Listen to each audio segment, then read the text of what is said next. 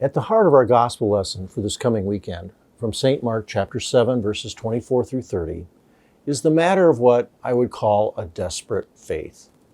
When something so fixes your energy, your attention, your whole being, so that nothing else matters. Not the danger, not the risk, not what anyone else thinks. Just one thing is the sole concern of your life. It's urgent, it's immediate, it's everything. This is to be desperate. In our gospel lesson from St. Mark's Gospel, then, for this weekend, Jesus and his disciples are going north in Israel and have come to the border that joins what today we call Lebanon, in the region of Tyre and Sidon. Jesus is trying to find some place for some respite. However, there is this Syrophoenician woman, or we might simply say a Gentile, a non-Jew, who had heard of Jesus and his healing power. And she has a little girl at home who's very ill, possessed by an unclean spirit. And so she falls at Jesus' feet, begging him to cast out the demon from her daughter.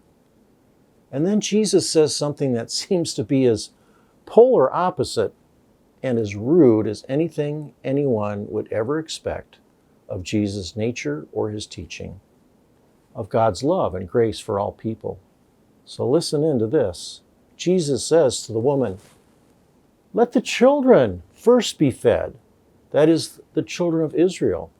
"For it is not right to take the children's bread and throw it to the dogs," that is, to you, you Gentiles. So what in the world is coming out of Jesus' mouth? Say nothing of his heart. What are we to understand by this? And yet this young mother was desperate. She persevered. She had faith. Only one thing was important. And so she quickly responds to Jesus, "Yes, Lord, yet even the dogs under the table eat the children's crumbs."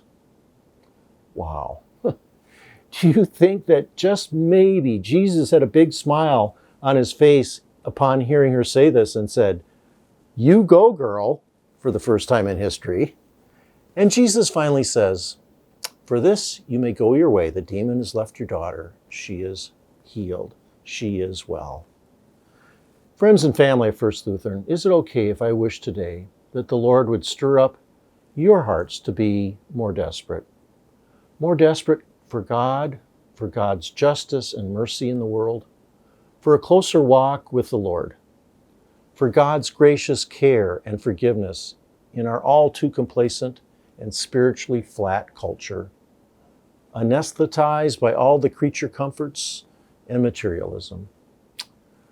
Oh, that we would be desperate enough to suddenly realize that there's a lot in our lives that's just plain garbage, that our priorities are just plain screwed up. Is it all right that I pray that we all begin to realize anew, with a desperate faith, that a lot of other things just don't matter?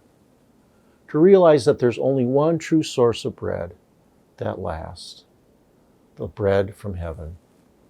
The bread from heaven come home to us with healing and salvation in Christ Jesus. So I'm looking forward to see you at worship this weekend. And in the meantime, God's grace to you this day and always.